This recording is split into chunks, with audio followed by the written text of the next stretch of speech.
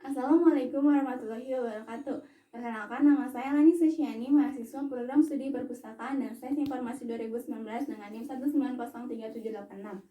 Sebelumnya, saya dan teman-teman saya telah melakukan penelitian terkait dengan pengaruh penggunaan bahasa Indonesia terhadap pendidikan karakter mahasiswa Pendidikan dan Sastra Indonesia, Universitas Pendidikan Indonesia, Angkatan 2019.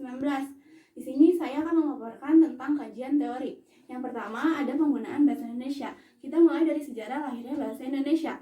Pada 28 Oktober 1928, pemuda dari penjuru Nusantara menyatakan Sumpah Pemuda. Pada sumpah yang ketiga, pemuda dengan tekadnya mengucapkan berbahasa satu bahasa Indonesia. Setelah kemerdekaan 1945, penetapan bahasa Indonesia sebagai bahasa nasional dituangkan dalam pasal 36 Undang-Undang Dasar 1945 yang menyatakan bahasa negara adalah bahasa Indonesia. Lalu saya akan menjelaskan tentang kedudukan dan fungsi bahasa Indonesia. Ada 4 kedudukan bahasa Indonesia sebagai bahasa nasional, yaitu yang pertama ada bahasa Indonesia sebagai lambang kebangsaan negara, yang kedua bahasa Indonesia sebagai identitas nasional, dan yang ketiga bahasa Indonesia sebagai alat pemersatu bangsa, yang keempat bahasa Indonesia sebagai alat perhubungan antar warga, antar budaya, dan antar daerah. Ada 4 fungsi bahasa Indonesia. Yang pertama adalah bahasa Indonesia sebagai bahasa resmi kenegaraan.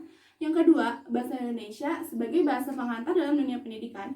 Yang ketiga, bahasa Indonesia sebagai alat perhubungan di tingkat nasional.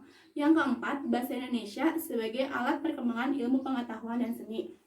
Selanjutnya saya akan menjelaskan tentang faktor-faktor perkembangan yang mempengaruhi perkembangan bahasa. Yang pertama, ini ada umur anak. Perkembangan biologis mempengaruhi kemampuan berbahasa setiap anak. Yang kedua ada kondisi lingkungan. Pada dasarnya, bahasa ini dipelajari dari lingkungan-lingkungan. Lingkungan di sini adalah lingkungan dalam kelompok. Dalam kelompok ini ada kelompok bermain, kelompok sosial, kelompok kerja, dan kelompok-kelompok lainnya. Lalu yang ketiga ada kecerdasan anak. Ketepatan anak dalam meniru, memproduksi, dan pemeliharaan kata-kata ini sangat mempengaruhi perkembangan bahasa si anak. Yang keempat ada status sosial. Pendidikan keluarga ini sangat berpengaruh terhadap perkembangan bahasa. Yang kelima ada kondisi fisik. Kondisi yang baik membuat anak memiliki kemampuan berkomunikasi untuk perkembangan bahasanya. Bahasa Indonesia yang baik dan benar selanjutnya. Yang pertama adalah bahasa Indonesia yang baik ini menyangkut soal konteks bahasa yang digunakan. Dengan konteks ini berkaitan dengan 4 hal yang harus dipertimbangkan, yaitu tempat. Tempat ini kita contohkan antara tukang ojek dengan penumpangnya. Jika si penumpang tidak buru-buru ke tempat tujuannya, maka itu adalah merupakan bisa menjadi tempat yang baik untuk mereka mengobrol. Yang kedua ini ada waktu. Di suatu lingkungan pekerjaan, jika seorang pekerja dan pekerja lainnya sedang rapat, pasti mereka menggunakan bahasa yang baik, bahasa yang formal. Sebaliknya, jika mereka sedang beristirahat pun mereka akan kembali mengobrol berbahasa dengan bahasa yang sehari-hari mereka pakai. Yang ketiga ini ada perilaku bahasa. Jika kita mengobrol dengan seseorang yang tingkat sosial atas, kita cenderung menggunakan kalimat formal untuk menanggapi jika ada yang mengajak ngobrol. Sebaliknya jika dengan tingkat sosial bawah, kita akan memakai bahasa sehari-hari yang digunakan. Yang keempat ini ada tujuan. Jika mereka bertujuan untuk mengobrol masalah bisnis, pasti mereka akan menggunakan bahasa yang formal yang sesuai dengan obrolan mereka. Jika mereka sedang nongkrong, mereka pun akan memakai bahasa sehari-hari yang santai. Lalu ada penggunaan bahasa yang benar. Ini sesuai dengan kaidah. Yang pertama ada ejaan. Ejaan ini berkaitan dengan penulisan yang benar. Yang kedua ada fonologi. Fonologi di sini berkaitan dengan tata bunyi suatu bahasa.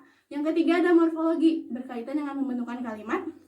Yang keempat ada sintaksis, berkenaan dengan penyusunan kalimat.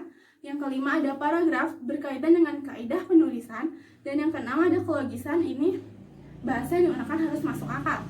Lalu ada ragam bahasa. Saya akan menjelaskan tentang ragam bahasa. Ragam bahasa di sini adalah penggunaan bahasa menurut pemakainya yang berbeda-beda, menurut topik yang dibicarakan, menurut hubungan pembicara, menurut kawan bicara, dan menurut orang yang dibicarakan, serta menurut medium pembicaraan. Lalu saya akan menjelaskan tentang pendidikan karakter mahasiswa. Pendidikan karakter mahasiswa adalah suatu sistem penanaman dan pembentukan nilai-nilai karakter yang baik kepada mahasiswa, meliputi komponen pengetahuan, komponen kesadaran, dan komponen tindakan untuk melaksanakan suatu nilai-nilai. Lalu, apa sih peran bahasa Indonesia pada pendidikan karakter ini? Kiranya, bahasa Indonesia di sini sebagai bahasa persatuan dan yang dapat dilihat dari cara bertutur dalam berkomunikasi dapat meningkatkan pendidikan karakter setiap mahasiswa. Dengan demikian, pendidikan karakter yang disampaikan melalui pendidikan bahasa Indonesia, pembelajaran bahasa Indonesia ini adalah sebagai alat komunikasi dapat membantu mahasiswa untuk menentukan jati diri dan identitas dirinya. Sekian pemaparan materi dari saya. Semoga dapat bermanfaat dan mohon maaf apabila ada kesalahan. Wassalamualaikum warahmatullahi wabarakatuh.